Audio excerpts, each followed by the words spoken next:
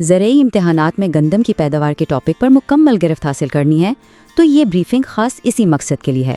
इसमें वो तमाम अहम मालूमात हैं जो कामयाबी के लिए ज़रूरी हैं। चलें शुरू करते हैं।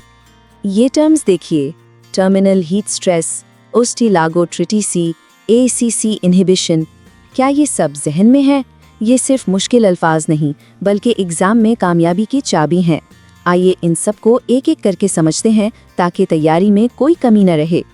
किसी भी फसल को समझने की शुरुआत उसके जीनियात से होती है, तो गंदम की पैदावार में महारत हासिल करने के लिए सबसे पहले उसके जीनियाती ब्लूप्रिंट और वैरायटीज़ को समझना होगा, क्योंकि सारी कहानी यहीं से शुरू होती है। चले बिल्कुल बुनियादी बातों से शुरू करते हैं। गंदम का साइंसी नाम है ट्रिटिकम एस्टिवम। इसकी फैमिली है पोएसी, यानी ये घास के खानदान से है। और उसके दाने को, जो टेक्निकली एक फल है, कैरियोप्सिस कहते हैं। ये तीनों नाम बहुत अहम है और अक्सर इम्तिहान में पूछ लिए जाते हैं। ये नंबर 2n = 6x = 42 गंदम की जीनियात का दिल है। इसका मतलब है कि गंदम एक हेक्साप्लॉइड है, यानी इसमें 3 मुख्तलिफ जीनोम्स A, B और D मिलकर 42 क्रोमोसोम्स बनाते हैं।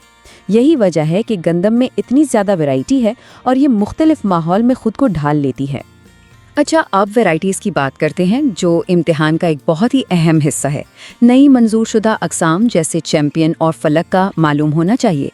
फिर आती हैं मेगा वैरायटीज़ जैसे अकबर 2019, जो जिंक की वजह से और कंघी के खिलाफ मुज़ाहमत की वजह से मशहूर हैं। और हाँ, जनूबी इलाकों के लिए ख़ास वैरायटीज़ जैसे फ़ख्र भक्कर को नहीं भूलना, जो गर्मी बर्दाश्त करने की सलाहियत रखती हैं। सिर्फ अच्छा बीज चुन लेना काफ़ी नहीं है, असल खेल तो फील्ड में खेला जाता है। तो अब देखते हैं गंदम की काश्त का एग्रोनॉमिक प्लेबुक, यानी वो हिकमत अमली जिससे बेहतरीन पैदावार यकीनी बनाई जा सके। वक्त सबसे कीमती चीज़ है।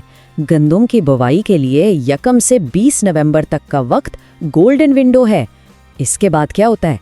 हर एक दिन की ताख़ीर का मतलब है पैदावार में सीधा 1% का नुकसान। ये एक ऐसा फैक्ट है जिसे इम्तिहान में बिल्कुल नज़रअंदाज नहीं किया जा सकता। बीज की शरह का इन्हिसार बुवाई के वक्त पर है।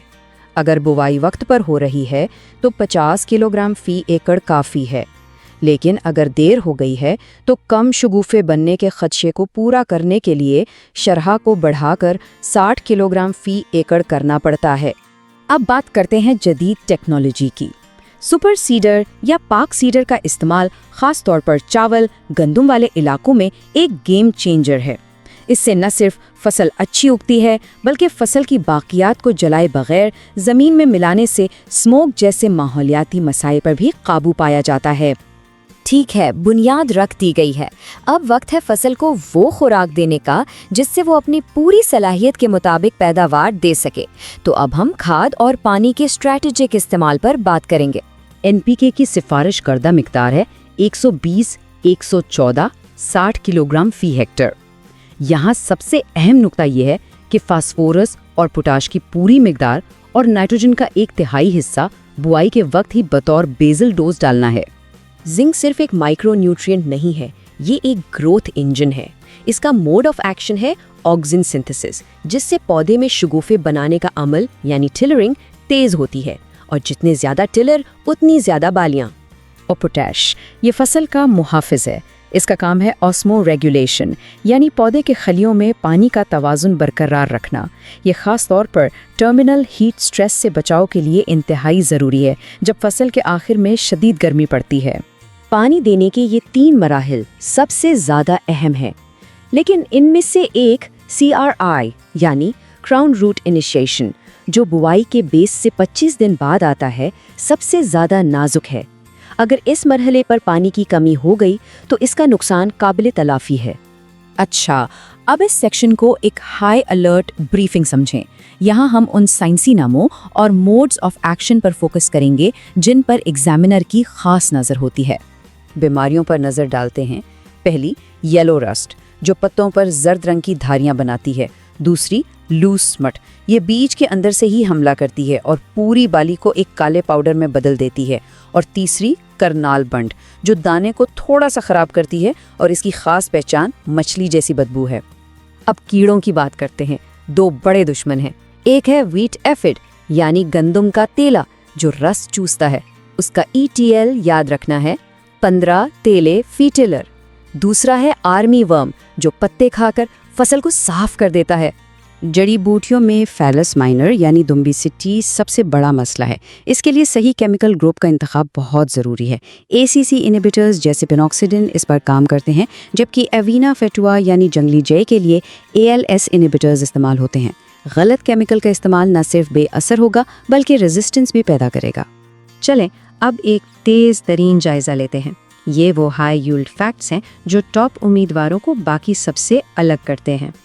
अगर पूरी गुफ्तगू में से सिर्फ एक चीज़ याद रखनी हो तो वो है CRI का मरहला। 20 से 25 दिन पर पानी की कमी का मतलब है पैदावार में मुस्तकिल कमी। ये इम्तिहान का एक बहुत ही पसंदीदा सवाल है। ये फैक्ट याद रखने का एक आसान तरीका है। कर्नल बंट की बीमारी एक केमिकल पैदा करती है ट्राइमेथाइलमीन, जिसकी वजह से वो खास मछली जैसी बू आती है। बीमारी, केमिकल और अलामत को एक साथ जोड़ लें। ये सिर्फ एक अलर्ट नहीं है, ये एक मुमकिना इम्तिहानी सवाल है। एग्जामिनर ये देखना चाहते हैं कि क्या मौजूदा दौर के मसाइल जैसे हर्बिसाइड रेजिस्टेंस का इल्म है। फलेरस माइनर के लिए फेनोक्साप्रॉप की जगह पिनॉक्सिडिन का इंतखाब गहरे इल्म की निशानी है। तो इस सब का खुलासा क्या है? 3 चीज़ें हैं। पहला, वैरायटीज़ की कैटेगरीज पर मुकम्मल उबूर। दूसरा, पैदावार का सबसे नाजुक मरहला यानी CRI। और तीसरा, हर मसले, बीमारी, कीड़े या जड़ी बूटी का सही मोड ऑफ एक्शन।